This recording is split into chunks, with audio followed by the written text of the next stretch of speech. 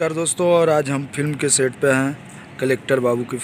और आज इस फिल्म के हीरो प्रमोद प्रेमी यादव जी से मुलाकात करा रहा हूं, और साथ में हैं बहुत ही अच्छे हास्य कलाकार संतोष श्रीवास्तव जी।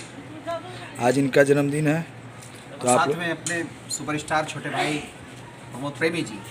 आप क्या कहना चाहेंगे इनके बारे में?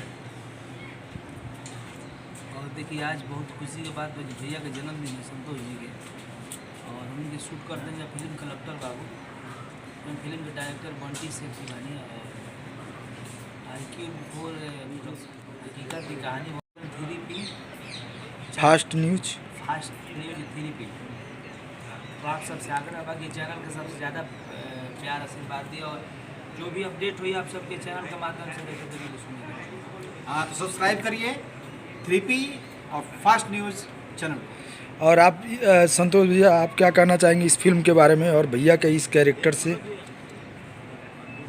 ये मेरे पुत्र बने हुए हैं जी।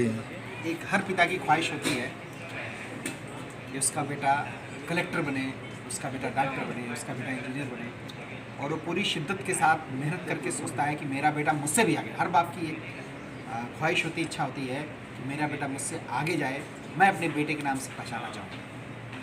इस फिल्म में भी सेम वही कहानी है, रिपीट है।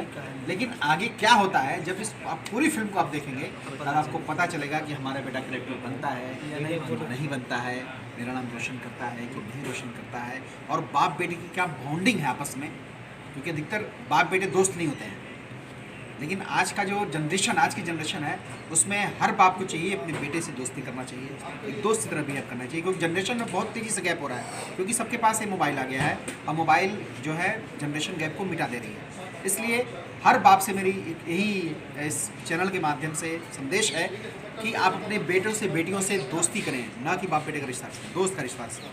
Thank you so much.